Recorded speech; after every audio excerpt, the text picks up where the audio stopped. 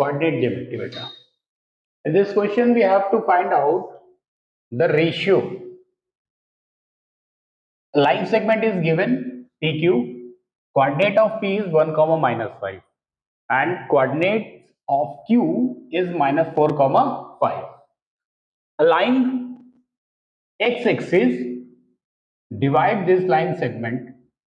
We have to find out the ratio at which the x-axis is dividing this line segment, and also the point's coordinate. Means if this point is R, we have to find out the coordinates of this point.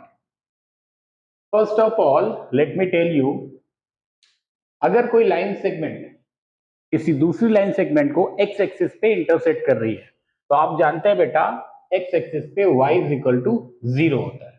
Means अगर इसे coordinate हम assume कर लें तो that could be x, 0.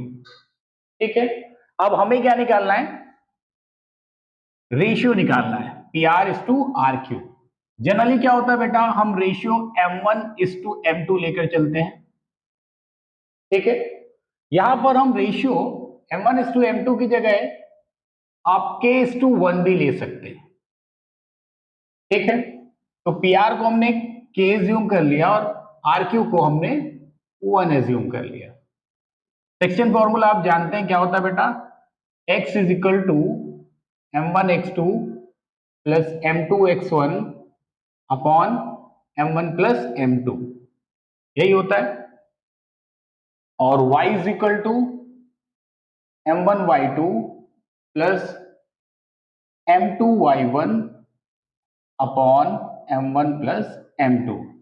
ठीक है ना. यहां पर हमने रेशियो क्या लिया है, k:1 लिया है M1 इज टू M2 की जगह पर. ठीक है ना. So now x is equal to क्या होगा बेटा, M1 x2, इनको हमने x1 y1 और इसे हमने ले लिया बेटा x2 y2. तो M1 x2 का मतलब -4k, तो -4k प्लस M2 x1 का मतलब कितना हुआ, 1 अपॉन k प्लस 1. ठीक है ना. और y के केस में M1 y2 5k plus M2 y1 -5 upon k plus 1. ठीक है ना. तो सबसे पहले हम ये देख लेते हैं कि हमें y की वैल्यू इसमें गिवन है, y इज इक्वल टू 0 है. ठीक है. तो हमने क्या लिखा, 5k minus 5 upon k plus 1 and that is equal to 0. Cross multiply कर दोगे बेटा तो क्या हो जाएगा, 5k minus 5 is equal to 0 हो जाएगा. So now k is equal to कितना आ जाएगा, k इज इक्वल टू 1 आ जाएगा. मीन्स जो आपका रेशियो है M1 is to M2, M1 is to M2 जो रेशियो आएगा that would be 1 is to 1. अब हमें रेशियो तो मिल गया. Now we have to find out the coordinate, जिसमें y की वैल्यू हमें पता है, we have to find out value of x. क्या करेंगे, x की वैल्यू निकालनी है बेटा. तो x is equal to M1 x2 था, यहां पर k की जगह हमने क्या लिख दिया, 1 लिख दिया.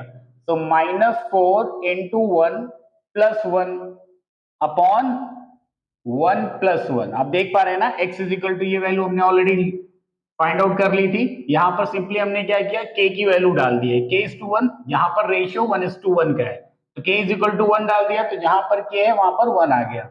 तो ना x is equal to -4 plus 1 कितना हो जाएगा, -3, और ये हो जाएगा 2.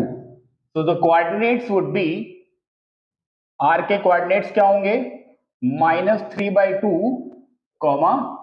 0. क्लियर है.